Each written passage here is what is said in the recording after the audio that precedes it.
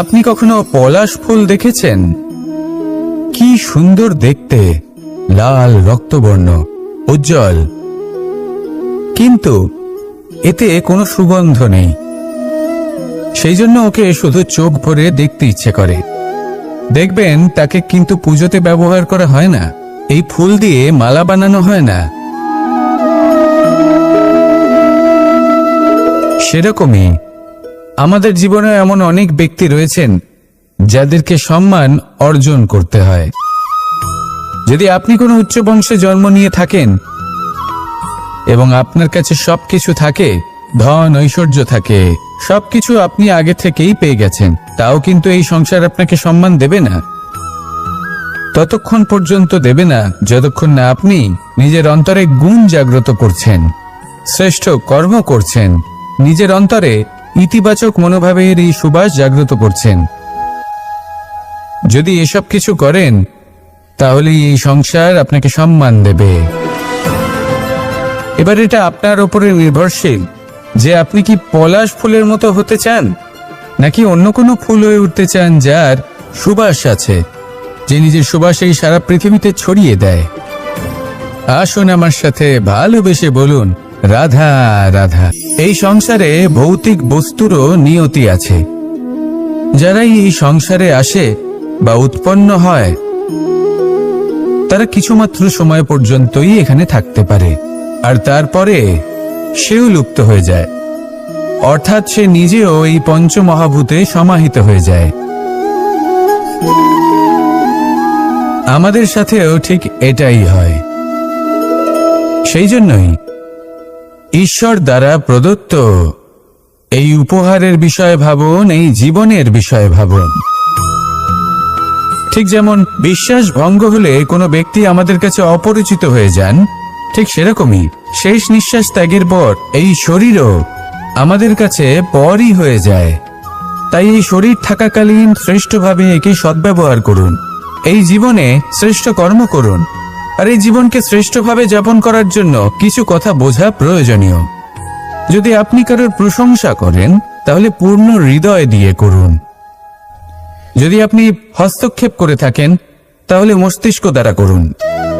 যদি আপনি সমীক্ষা করেন তাহলে বিবেক দ্বারা করুন।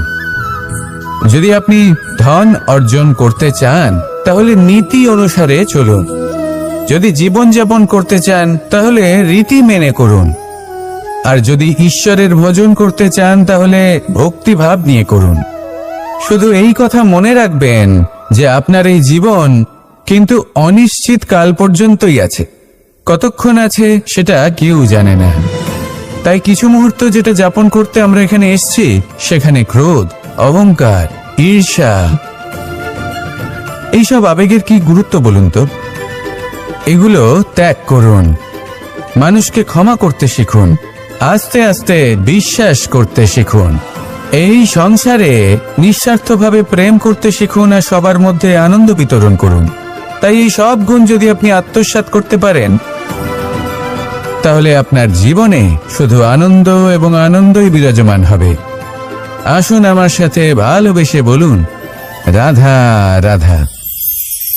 জল এই পৃথিবীতে বেঁচে থাকার জন্য আবশ্যক তো বটেই, কিন্তু এই জল আমাদের একটা অত্যন্ত গুরুত্বপূর্ণ শিক্ষা প্রদান করে। কখনো এই জলকে দেখেছেন?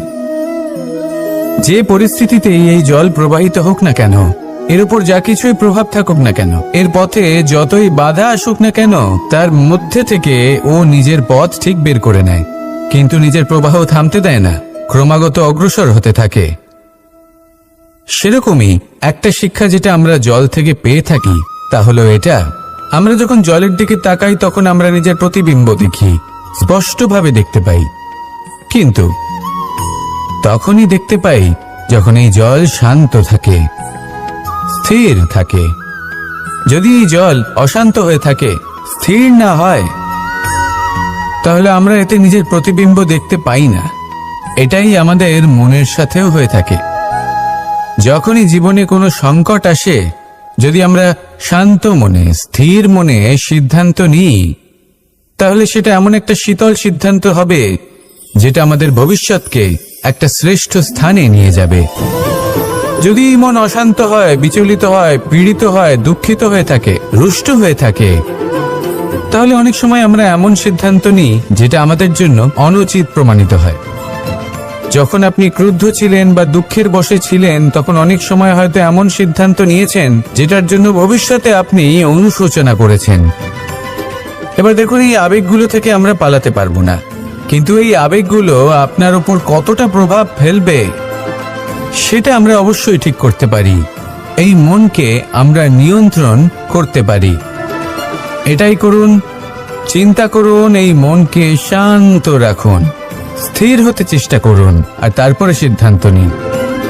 আসুন আমার সাথে ভালোবেসে বলুন, রাধা রাধা। আপনি কি কখনো নৌকা যাত্রা করেছেন? করে না থাকলেও নিশ্চয়ই দেখেছেন যে এই জল যা নিজের অন্তরে সব কিছু সমাহিত করে নিতে পারে, এই নৌকা সেই জলের ওপরেই ভেসে থাকে। নদীর স্রোত কাটিয়ে সে সামনে অগ্রসর হয়। কিন্তু যদি এই নৌকায় কোনো ছিদ্র হয়, তাহলে কিন্তু সেই নৌকা ডুবে যাবে। আর এতে কোনো তফাৎ হবে না যে সেই ছিদ্র ছোট নাকি বড়, নৌকা ডুবে যাবে। এই ছিদ্র হলো আমাদের জীবনে আমাদের অপগুণ, আমাদের দোষ, আমাদের বিকার। কখনো এটা ভাববেন না যে এই দোষ খুবই ছোট, হইতে কিছুই যাবে আসবে না। না, সেই ছোট দোষ, সেই ছোট বিকার যদি সেটাকে শুধরে না নেন, তাহলে সেটা আপনাকে আপনার পতনের দিকে নিয়ে যাবে।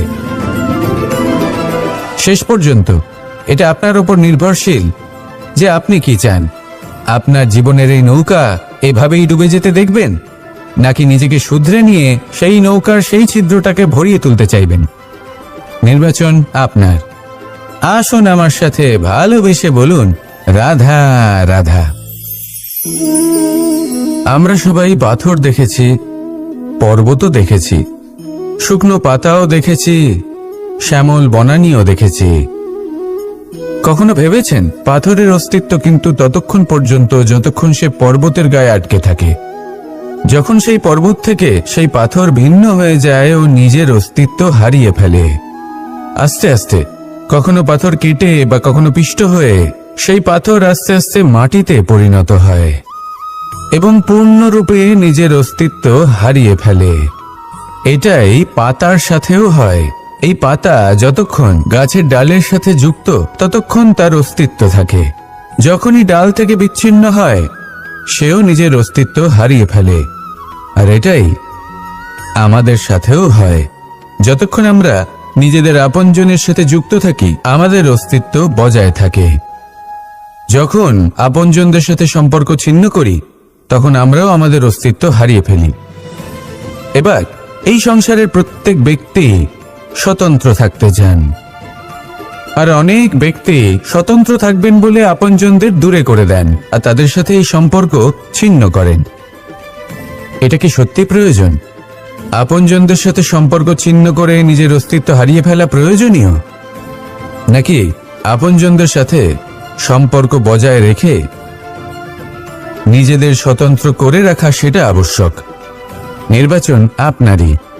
আসুন আমার সাথে ভালোবেসে বলুন, রাধা রাধা। আমরা প্রত্যেকেই অবশ্যই এমন সময় দেখেছি যখন অনেকগুলো সমস্যা একসাথে আমাদের জীবনে এসে পড়ে। সমস্যা আমাদের প্রত্যেকের জীবনেই থাকে।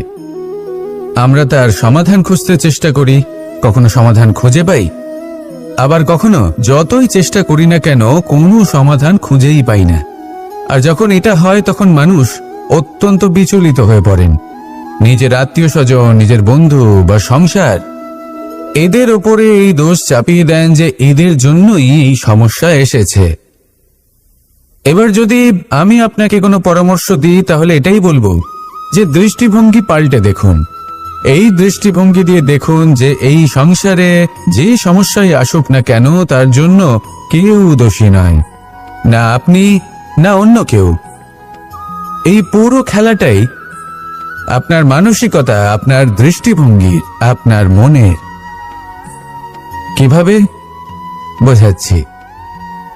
যখন আমাদের মন শক্ত থাকে, তখন কঠিন থেকে কঠিনতর পরিস্থিতিও আমাদের জীবনে খুব বেশি হলে প্রতিস্পর্ধা হয়ে থেকে যায়। সেখানে যদি আমাদের মন দুর্বল থাকে, তখন অল্প কঠিন পরিস্থিতিও আমাদের কাছে খুব বড় সমস্যা হয়ে যায়, তাই না? একটা শক্ত মন কঠিন পরিস্থিতিকে প্রতিস্পর্ধা হিসেবে দেখে আর তার মধ্যে ওটা সুযোগ খুঁজে নেয়। আমাদের শুধু এটাই করতে হবে। এই সংসারে অন্য কাউকে দোষী মনে করলে আপনার সমস্যা দূর হয়ে যাবে না। সেই জন্য এই সংসারকে দোষ দেওয়ার বদলে এই সমস্যার মূলে চলে যান, সেটাকে বুঝুন, নিজের এই মনকে শক্ত করে তুলুন। যদি আপনার মন শক্তিশালী হয়, তাহলে এই সংসারে অনেক বড় বড় কঠিন থেকে কঠিনতর পরিস্থিতিও যদি আসে, আপনার জীবনে যতই বড় বড় সমস্যা আসুক না কেন, আপনার লক্ষ্য লাভে বাধা দিতে পারবে না। আসুন আমার সাথে ভালোবেসে বলুন, রাধা রাধা।